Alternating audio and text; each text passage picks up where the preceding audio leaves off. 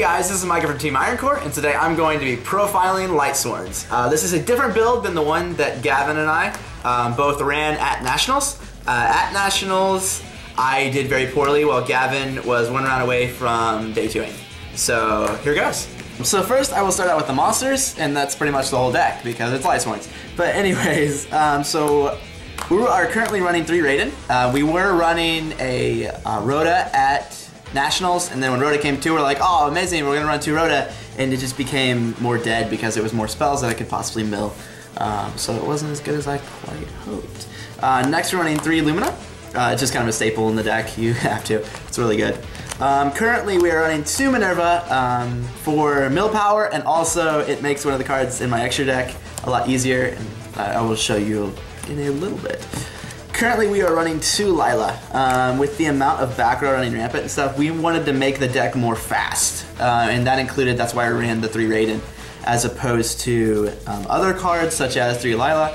We still saw Lila a decent amount anyway, and so we didn't really worry about it whenever we wanted to see it. And again, it's like, it's practically an MST, you just only take 1 for 1 card.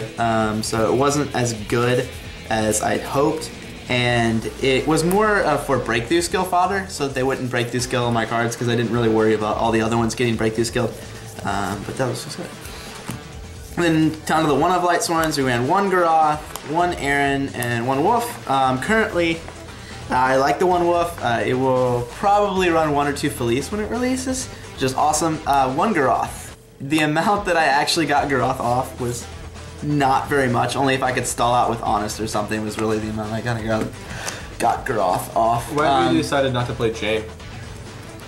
Oh yeah, the reason we decided not to play Jane was just because it's not that great of a Lightsworn in the first place. There was nothing we really needed to get over with it, so we didn't worry about running it. So we ran the Aaron because of hands.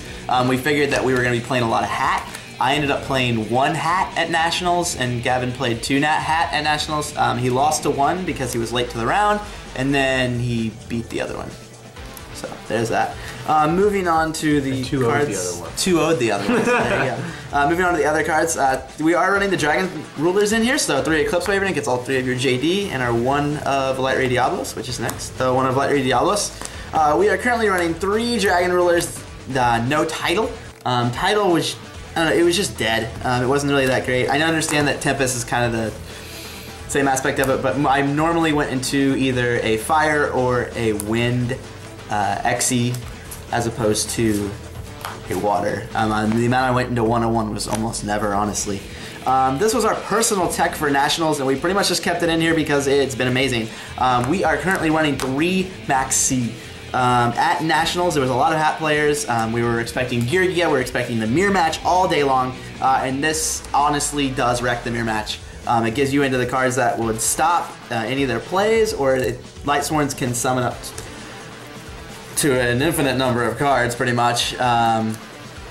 So this was amazing against them. I was also fearing water, and it wrecks water. So this was really, really good. I understand that when people sided in the DeFi and things, it was also, but Hat can't really side DeFi because of the hands, and they were expecting to need the hands.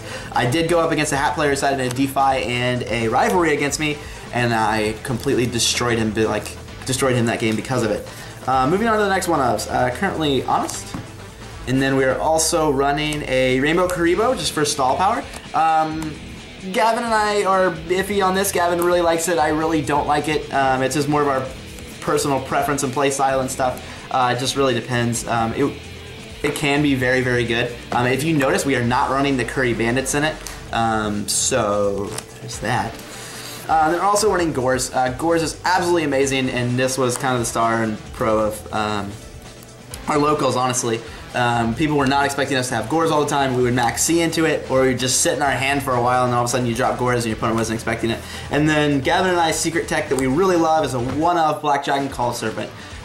This card makes XCs out the booty hole. It also, if you have a Raiden on the field, you can make rank 8s, or not rank 8s, but level 8 synchros. such as we were running Stardust Spark Dragon or Crimson Blader for the mirror match, which is amazing. So moving on to spells and traps. This is pretty much just basic for spells. 3 Solar Recharge, a Charge of Light Brigade, and 3 Soul Charge. I saw some people only running 2 Soul Charge because they were afraid of milling it, but honestly, if you draw into Soul Charge, you pretty much win the duel because you're almost guaranteed to mill like, at least 3 cards, and the next turn you'll be able to pretty much Soul Charge all of them back. So the Soul Charge is amazing.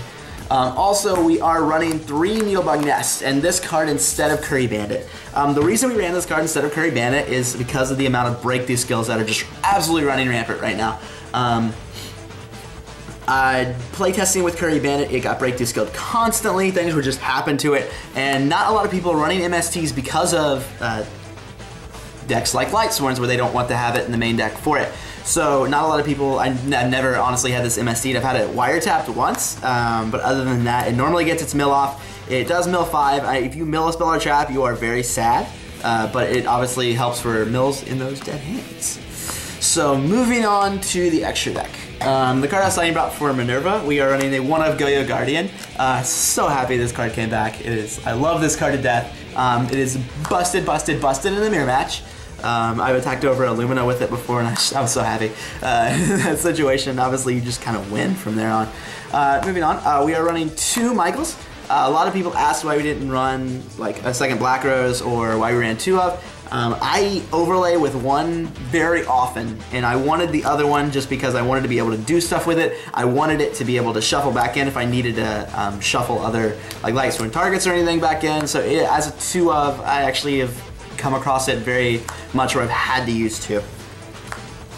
Next, the 1 of Black Rose. This card is absolutely amazing, especially in the Dragon variant where you can just nuke the field and then you summon all your dragons back out, drop your JDs, and they just cry. As I was mentioning before, we run the Stardust Spark Dragon. This was better than regular Stardust Dragon because you can drop JD with it, and then you can special summon, or then you can protect itself while you nuke the board. Also, we were running the Crimson Blader. We were afraid of the amount of mirror matches that we would run across, and we also wanted it against, honestly, I was figuring Frogs would be running rampant with Majesty's Fiend being such an amazing card, so I wanted to be able to swing over Frogs and prevent anyone from running Majesty's Fiend. I actually ended up having someone drop Majesty's Fiend on me, and I was very sad when that happened because I didn't even think about having the Crimson Blade or whatnot. Moving on to XCs, first rank 3s, running a Met-equipped Engineer. I only got this card off a few times, but it was very, very good for obviously protection. It can protect your JDs and stuff, and then they can't really do anything about it. Also, I had someone 101, and then I just detached and said, okay, JD did defense position. They were like, oh, I guess 101 in your Engineer. I was like, yeah, that's right. I can't really do much. Livier, which is very pro. Obviously, with Dragon Rulers, you can banish your Eclipse Ravens, get them back, and keep cycling through your deck. It is very, very nice. And then an Alucard. I only got to play this card a few times, but with the second Minerva, I've been playing it more. It depends, because obviously I like to go into Goyo, but if I'm afraid of back row, it's very good. Moving on. Exiton 101. Just kind of staple cards. Actually, the amount I've made this cards is really not very much that I actually get them off. There's normally better plays, and I don't normally need to nuke my opponent's back row since we have JD for it. Lava Chain, this card is absolutely amazing in the deck and completely necessary for stacking cards, or not stacking cards, but sending cards to the graveyard. And it is also a fire target for Blaster. And next, Big Eye and Dracossack, since we are running the Dragon Rulers and the Light Reed Diablos, numerous times I've made these cards. They're absolutely amazing. It's kind of staples in the deck. And then the one of Felgrand. A lot of people don't run this card. I really like it just because I like to be able to summon 2 JDs, and then if my opponent does something, if they Battle Fader, if they for some reason like stop the battle phase, because normally I've already nuked the board by then. I love to be able to sit on Felgrand and my opponent know that next turn they're not going to be able to do anything, and then I'm just going to swing for a game because I have a Felgrand on board, which is absolutely amazing. Okay guys, this has been the deck profile and my kit. Oh wait, I forgot something. Oh yeah, I just realized I just set these aside. 3 JDs in the main deck, obviously, because this is the card of the deck. This is what makes it good. This is obviously the thing I know I've been talking about the whole time. I'm completely kind of spaced out to put it in there, whatever. You know, there's this really cool combo where you drop a JD, and then you drop a JD, and then you drop a JD, and then you OTK them. You know, obviously, it's the combo of the deck. And then, as I was saying before, make the Felgrand if there's some reason they stop you. But thanks for watching, guys. Comment, rate, subscribe. Hope you have a good one.